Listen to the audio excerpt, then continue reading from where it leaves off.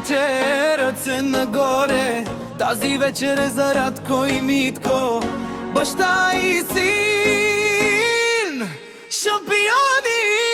Радко е на терена, всички го познават, щом тръгне стопката, защитите изостават. Син на Митко, футболист голям, където и да мине става първа тема там. От дете е свикнал да се бори до край, никога не спира, гледа само напред и нагоре. С характер силен, с мечти огромни, винаги готов за моменти съдбовни. Никой му повтаря, сине, бъди мъж, и Радко върви уверено по своя път, без страх, без спирачки, без да се предава. Всеки ден за успеха си се доказва.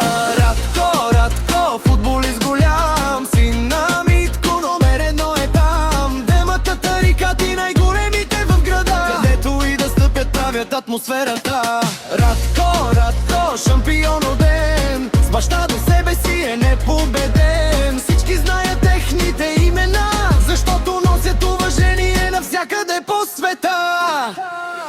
Светят прожекторите, стадионът гърми, публиката скандира, името му звучи. Всяка победа идва с много труд, затова днес е сред най-добрите тук. Митко се усмихва гордо отстрани, защото вижда как синът му лети. Няма завист, няма празни приказки, само цели успехи и големи мечти. Кварталът ги знае, градът ги познава, щом се появят купонът започва тогава. С приятели около тях до зори, смях, настроение и хубави дни.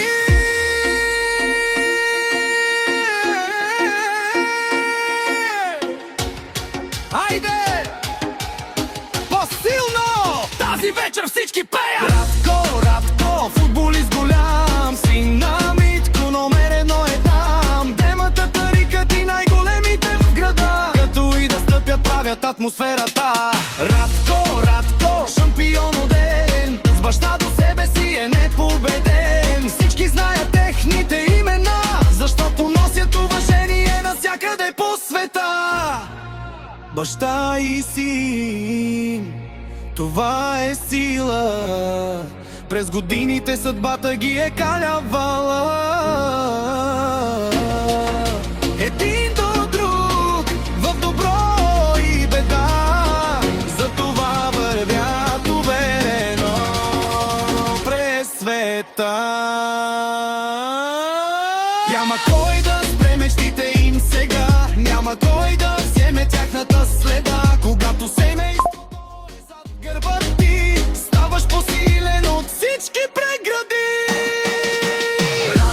Радко, футболист голям, син на Митко, номер едно е там. Демата, тарикати, най-големите в града, винаги оставят своята следа.